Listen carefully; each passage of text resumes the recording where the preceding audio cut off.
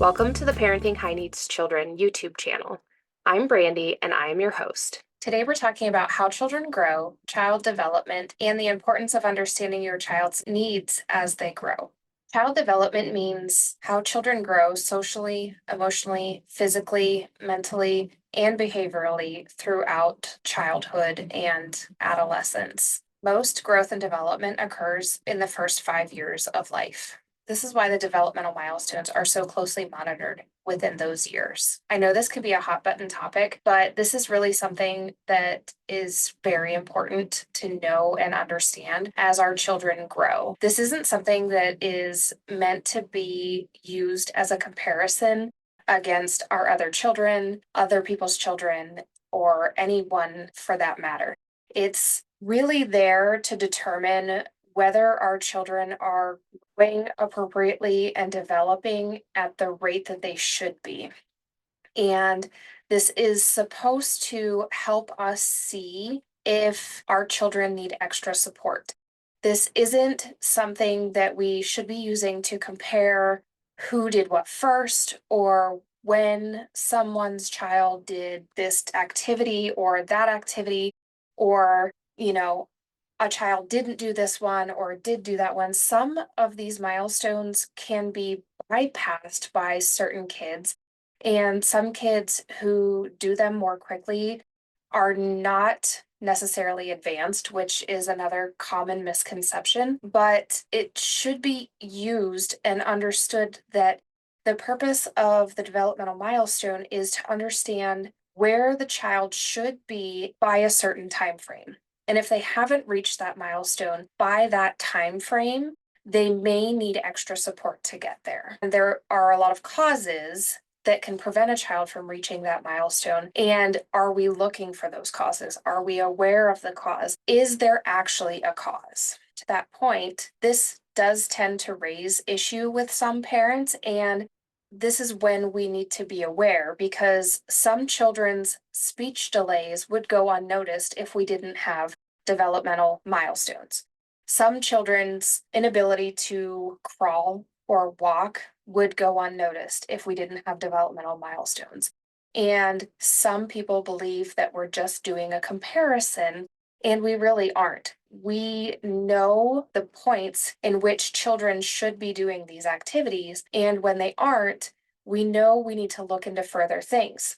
Specifically, while it tends to be diagnosed in infant years, another example would be cerebral palsy. A child who is not able to crawl, roll, or walk in the time frame that they are expected, that diagnosis could be missed because that child doesn't have the muscle tone to be able to move themselves on their own. Often the signs of that are seen much earlier, but there have been cases where that's been missed. And if we aren't looking at milestones, we aren't going to see that that child didn't roll over, that child didn't start crawling, that child didn't walk when they were supposed to.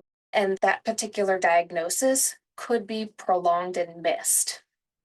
And those are things we don't want to do. We don't want to be missing the problems. And the longer it takes us to diagnose things like this, the longer it takes the child to get the assistance that they need, and the harder it is for them to correct the problem that they're having or improve on the issue that's at hand.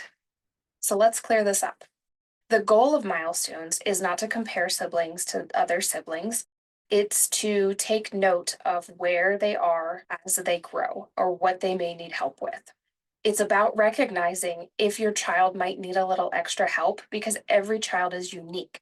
So they shouldn't all be reaching the same point in growth at the same time, at the same age, at the same height, weight, all of those things. We aren't expecting them to do the same thing at the same time. The goal of milestones is most kids can do these things by a certain age.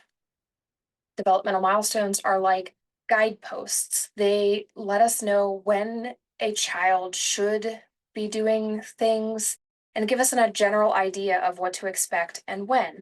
And that way we know if they're missing markers. Essentially, the important part is that developmental milestones are not just ticking off boxes. It's also important to note that as far as assessing goes for milestones. We're not just putting a check mark and moving on. That's not the point of assessing for milestones. We are doing an assessment to make sure that the child is moving through growth the way that they should be, and that they're hitting all of the points and doing the things that they need to do to grow appropriately. If a child doesn't hit a milestone, the following milestone is likely to be delayed. And that can set off a chain reaction, prolonging multiple milestones. Now, that is to say that that child might miss a milestone, catch up very quickly, and hit multiple more milestones. Or in the same respect, they may miss a milestone, catch up quickly, and knock the next two out of the park early. You just never know. But the goal is to be watching them so we can see when they fall behind, monitor them until they get caught up, and know if they're not catching up, because that's when children need extra guidance, extra support to be sure that they're getting back to where they should be and back on point.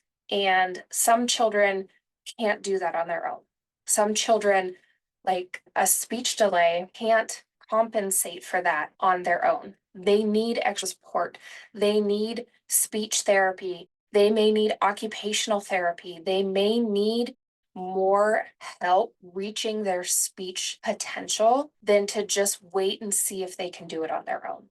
These mile markers can dictate how children grow and develop, and how they interact socially, and how they can express and interact emotionally, and really how they are able to work with the world mentally, and how their bodies grow physically. These milestones have an impact on how children grow and develop, but also in a larger sense, they determine how a child develops socially. They have an impact on how the child processes and expresses their emotions. Milestones impact how they understand the world around them mentally, and how they grow and move physically.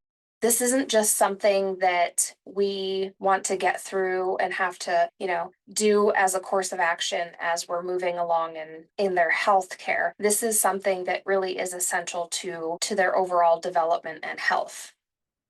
So, all of that said, we're here to debunk some of the myths that have come with the developmental milestones. And I've kind of touched on some of these already, but just to be sure, I'm going to point out what some of those really are. So, myths about milestones. Myth number one: infants and toddlers who hit milestones early are gifted. This is false. Every child develops at their own pace. Early milestones don't determine future intelligence or abilities. Myth number two: developmental delays are the result of poor parenting. False. There are many factors that influence child development. They include genetics, the environment, and multiple other things in between. And blaming a parent for delay in development is simply unfair and inaccurate. Myth number three: developmental delays determine the child's intelligence. This is false. Children have cognitive, physical, communication, social, and emotional intelligence, abilities, and aptitudes. And these are all just one piece of the puzzle, all one piece of the overall larger picture. And not one piece determines the whole picture, right? So, like when we're putting together a puzzle, one piece of that puzzle doesn't tell you what the entire puzzle looks like. So we can't determine the child's intelligence based on one delay or one issue. Having a delay in walking or crawling does not automatically dictate the child won't be able to make friends socially, or won't be able to speak appropriately, or won't be able to hear the way that they should. That none of those are interconnected. Many children who experience delays move on to excel in multiple areas, and oftentimes can move on to excel in the area they were delayed in. None of this dictates whether or not it impacts their intelligence.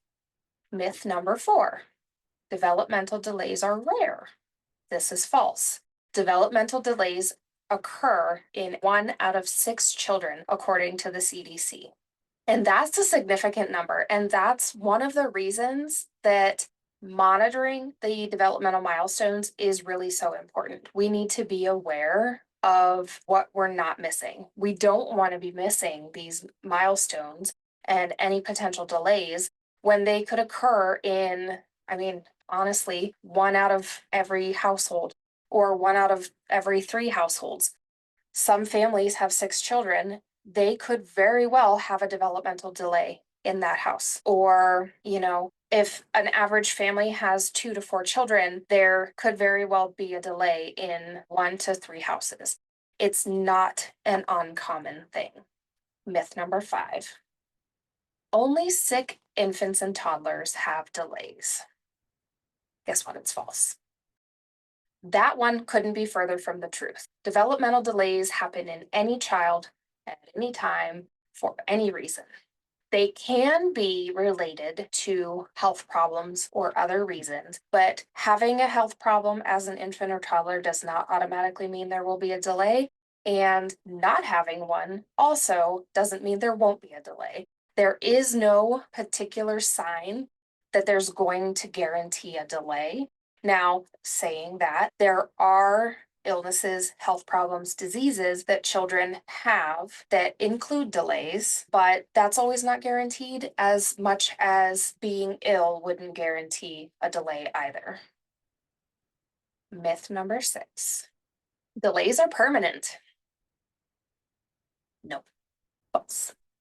It's not uncommon for a child to miss a milestone, then catch up to it, and maybe even bypass the next one.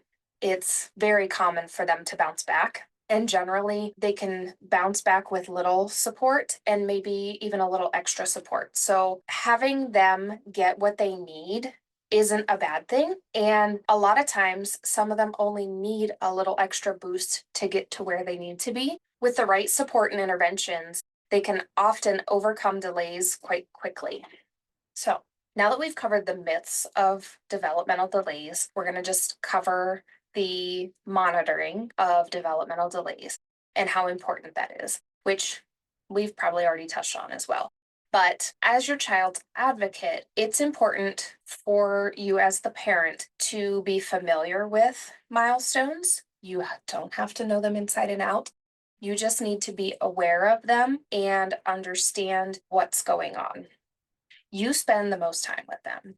Your doctor's not spending that much time with them, and no one else around is either. So you're the one who's likely going to notice little changes, little quirks, anything that may be out of the ordinary. And this is your opportunity to advocate for them and inform the providers and inform the people who need to know that something might be amiss.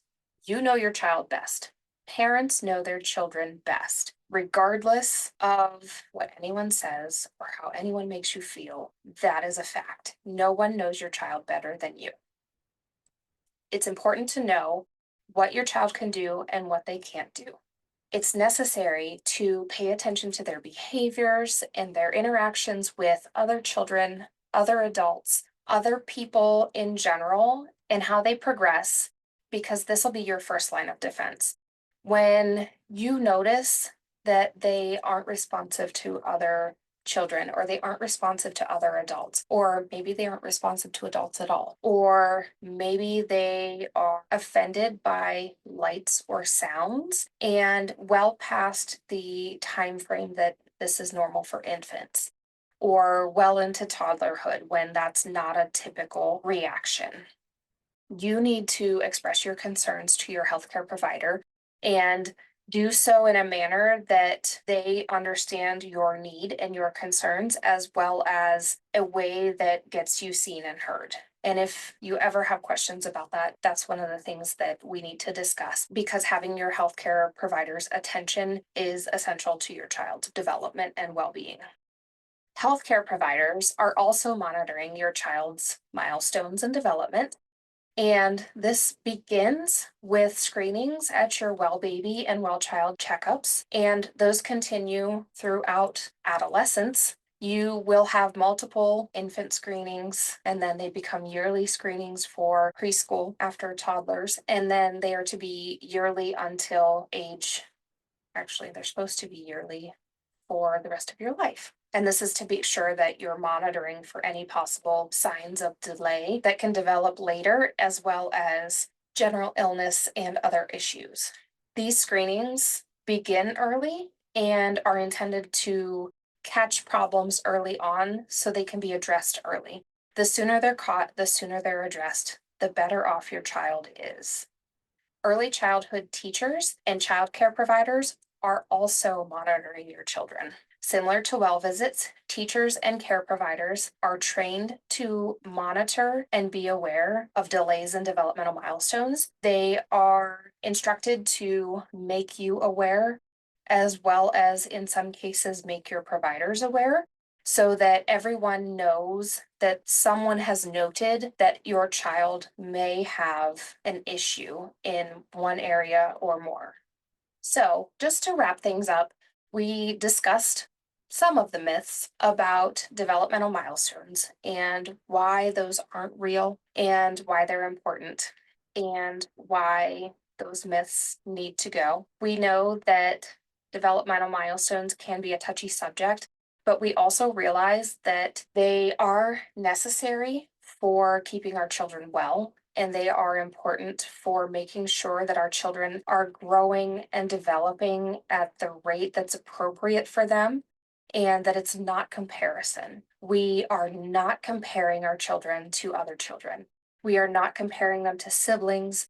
We are not comparing them to anyone. Developmental milestones and well children visits are intended to help children. They are intended to make sure they are well and that they are growing appropriately and that they don't have an overall problem. Parents, healthcare providers, and teachers or caregivers are all responsible for making sure that children are growing and developing and maturing properly. This is done through milestones. Everyone's responsible for making sure that children grow and develop the way that they need to. Thanks for watching Parenting High Needs Children on YouTube.